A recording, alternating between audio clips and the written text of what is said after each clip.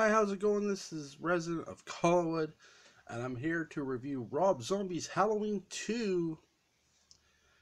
Obviously, I'm going to do all the Halloweens this month, and I just chose to do these two first to get them out of the way. Here you have Taylor Scout Compton, Taylor Maine, Malcolm McDowell, Sherry Moon Zombie, even though she appears as an apparition or ghost or spirit or what the hell ever she appears in this movie, coming back to do a sequel to Rob Zombie's 2007 Halloween. And this movie actually starts off in a hospital with a dream sequence. I actually like this. I wish it wouldn't have been a dream sequence. I actually like the opening. Other than that, the rest of this movie just blows. Primarily because, you know, you look at Halloween 2, you take a step back and you go, okay, let's look at these characters. Malcolm McDowell's character, Dr. Sam Loomis, is completely different from the 2007 Sam Loomis. This isn't this. It almost looks like a complete, and not almost. It is a completely different character to me. I've seen the theatrical and unrated 2007 Halloween, and to me, they went off the unrated version. But even in the unrated version, I would not call Malcolm McDowell's Dr. Loomis a dick. And in this movie, he is a complete and utter asshole. And he just makes you not want to root for him. Or, again, they're taking a character and they're making them somewhat of an antagonist. And you're taking away the antagonist of your story. And that's what gets me. That, look, I know people's defense is Rob Zombie is polarizing. What's polarizing about taking a character like Sam Loomis and making him an antagonist when you already have one of the best antagonists in horror history, which is supposed to be Michael Myers? You can't, Dr. Wynn and Halloween 6, what I'm going to touch on is, to me, he never took away from the essence of Michael Myers in my viewpoint. That's my opinion of it. And I'm going to get into that when I do Halloween 6. Because after this, I'm going to do them in order. No, that's chaotic, huh? But in this movie, they do the hospital, and you find out it's a dream. And she wakes up, and she's actually living with, Sheriff Brackett and Annie Brackett. And yes, Danielle Harris returns in this to play Annie Brackett again. She lived from the events of 2007. Here's the thing to me.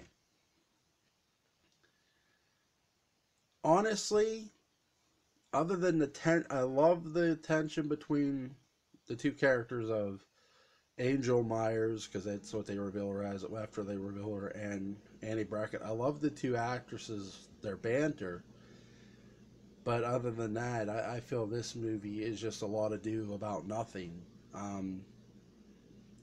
You keep seeing the pale horse. And, I'm not going to sit here and tell you, look, I don't know how you interpret that, but here's how I interpret that. If you've seen the movie Pale Rider, if you've seen Unforgiven, or not Unforgiven, but Tombstone, you know that the pale horse symbolizes one thing: revelations. Revelations is, behold, I saw a pale horse, and who sat on him was death, and hell followed with him. So to me, when they're showing that pale horse, they're quoting Revelations to me. And in my viewpoint, if you disagree, that's fine, but that's how I take it. And Laurie is the one who's associated with the pale horse, that she's the bringer of death, that she is death itself. Now, in certain trailers of this movie, Laurie was teased as the killer. I just wish they would have did that then. Honestly, it almost like Michael Myers in this movie was senseless. Even more senseless than in the first one of this. There was almost no point for him to be here. If you're going down that road, then go down that road. If not, then don't. And that's my viewpoint. And people are saying, well, Michael Myers is the hell that follows her. Okay, Michael is the one causing the death. He is the one killing these people. If Laurie slash Angel Myers was the one killing these people, then she is death. Death kills. That's what death does.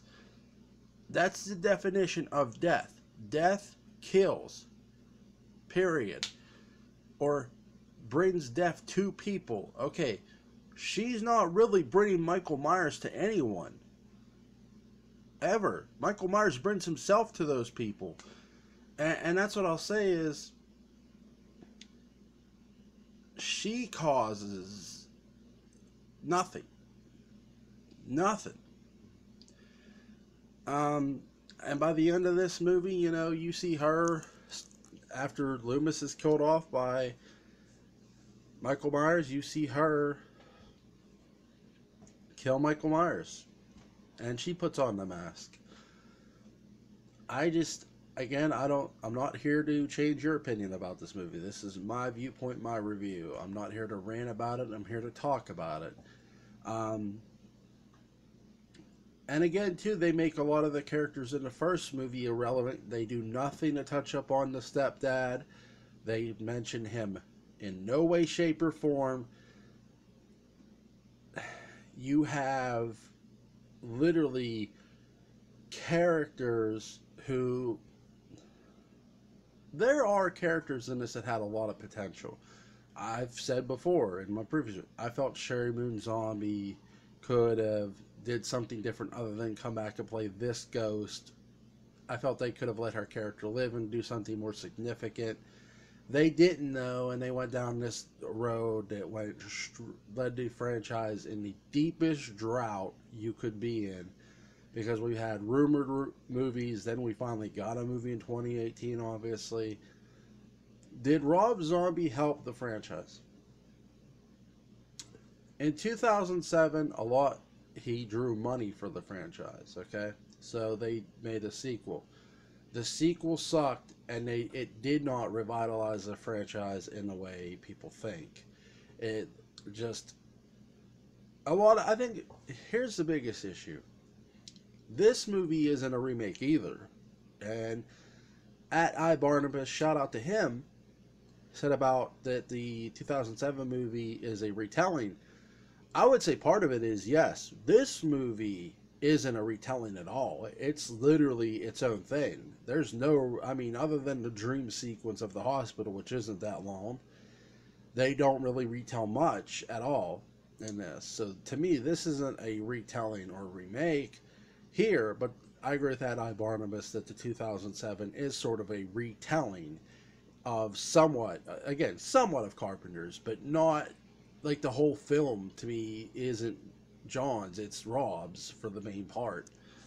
And you see this movie is its own thing. It's like a whole different movie than what you saw in 2007 to me. It's completely... It does nothing to tie, other than to mention that she's Angel Myers. Look, to tell me Laurie Strode is actually a Myers, so what? I already knew that in the original Halloween 2. You're not really telling me anything significant about her that I already didn't know. And that's, to me, one of the biggest crimes in this movie. We went back to try to go forward. We went back to the same old thing to go forward, just like the new movie. Again, I like the new movie, but again, we went back to go forward. Can we stop going back and just go fucking forward? And keep going fucking forward. Sorry, rant. Mini rant. And that's my issue with Halloween 2, Rob Zombie's Halloween 2. That, again, we went back and we did nothing, absolutely nothing for these characters. Here's Taylor Scott Compton, who becomes the killer by the end of this movie. She's now literally the bringer of death. Okay. So she's the killer. Like, flat out, she's going to be the killer. Well, we didn't know because they never made another movie of this, thank God. Look, I've seen 4 Rob Zombie films, and I'm not here to shit on Rob Zombie.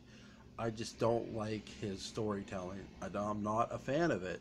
If you are, more power to you. Um, I just have not been a fan of his from a storytelling standpoint. And in this movie here, you plainly see that the storytelling is just all over the place and there is none.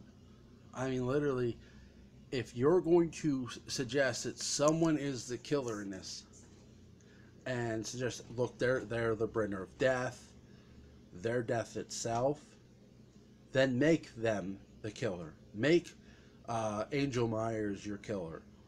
And people are going to say, well, whoa, whoa, whoa, wait a second. Are you saying you'd be okay with Michael Myers not being a killer? Here's the thing. You never want to suggest, in a horror movie like Halloween, when you suggest another killer, if you had a copycat killer, for example, and Michael Myers just happens to show up and kills the copycat killer along with the other people as the copycat killer is doing theirs, that's one thing.